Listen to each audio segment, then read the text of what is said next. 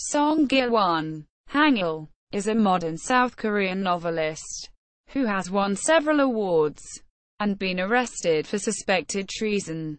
Life. Song Giwon was born on July 1, 1947 in the Choseong township of Boseong County, Gyeongnam-do, in South Korea. In 1966, while a student at Hoseon High School, his poem, Field of Flowers, Kabat, was chosen for a prize in a nationwide writing contest for high school students sponsored by Korea University. Later his poem, Song of the Wind, Baramwi Nori, was chosen in a similar contest put on by the Sorobol College of Arts.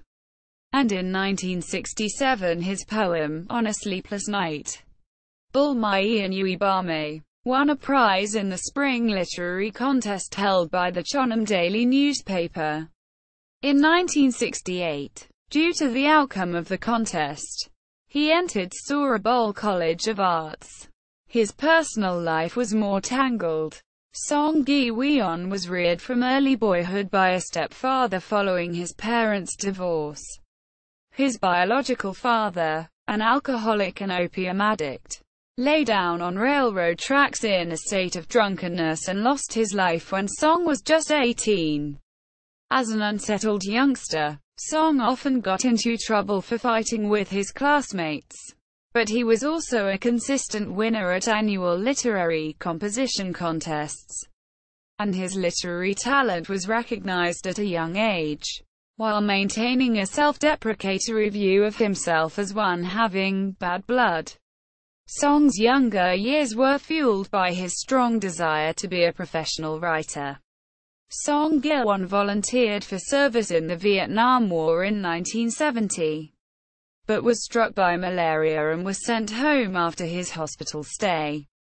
Song characterizes his Vietnam experience as a self-destructive time in his life when he put himself at death's doorway. After surviving his brush with death, he began writing poems and novels in 1974. At the early stage of his writing career, he began focusing his attention on Korea's oppressive political situation. His self-destructive instinct re-emerged at this time as resistance. Quote, during the late 1970s, he employed his writing talents as a leading figure in the declaration of the national political situation. Quote, then, in 1980, he was imprisoned for some time for his involvement in the Kim Dae-jung, then an opposition party leader, incident.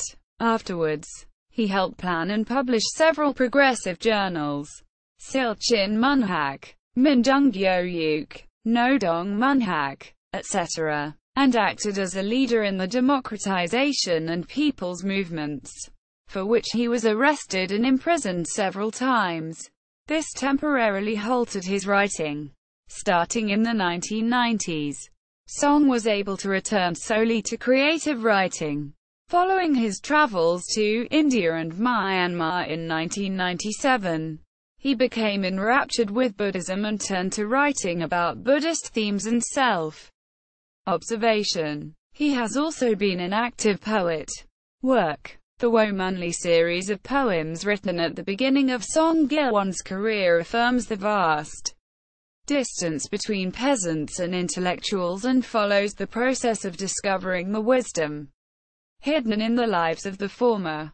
From the perspective of the first-person observer, the author portrays the social conditions of peasants and underscores labor as the mediating activity between man and nature.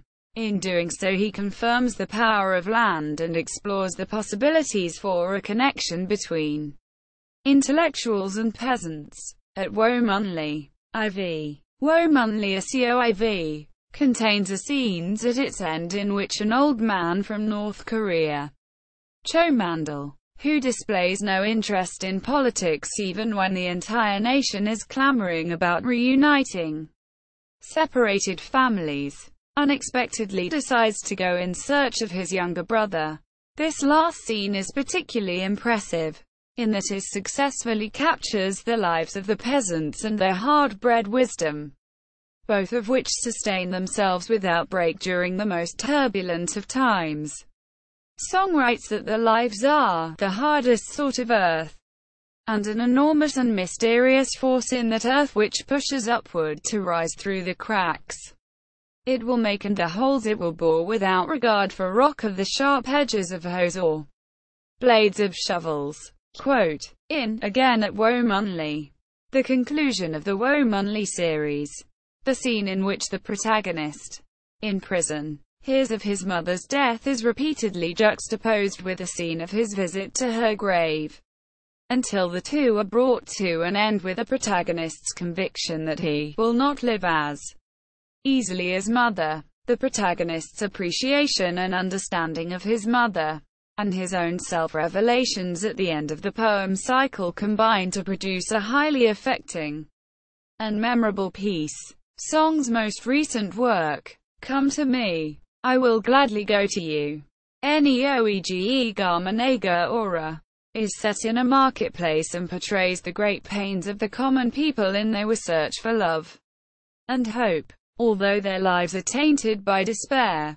insanity, and violence, the author convincingly portrays their corrupt behavior as arising not from a corrupt nature, but from their desolation. Song's lyrical style is here particularly effective in portraying their grotesque lives as possessing a shimmering, haunting beauty. Works in translation. Meditation über Frauen. Works in Korean. Partial. Novels. Poems of a 19-year-old.